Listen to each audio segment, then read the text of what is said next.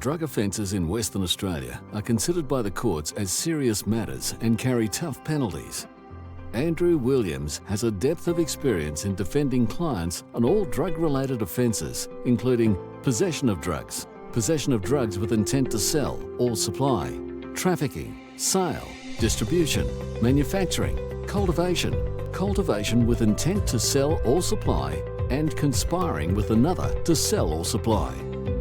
Perhaps the most commonly prosecuted serious drug charge in Western Australia is possession of a prohibited drug with intent to sell or supply. In order for the prosecution to achieve a conviction on this charge, they must prove 1. That you were in possession of the drug, 2. That the drug was prohibited under law, and 3.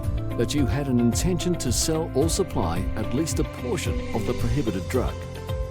Let's look more closely at the meaning of being in possession of a prohibited drug. Possession of the drug means that you have 1. Knowledge of the existence of the drug, and 2. That you have dominion and control over the drug. Under our laws, you don't have to have physical custody of the drug to be in possession of it. In some instances, you can be jointly charged with possession of a prohibited drug. Now, let's look at the meaning of intent to sell or supply. If the weight of the drug exceeds a specified amount, the law deems that you have an intention to sell or supply. The greater the weight, the more serious the offence becomes. Sell means to exchange drugs for money. Supply has a wider meaning and can mean to give, deliver, dispense, distribute, forward, make available, provide, return, or send.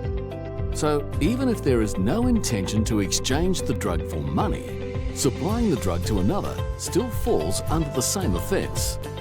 If you have been charged an offence or offences relating to prohibited drugs, contact the law offices of Andrew Williams immediately for advice and representation.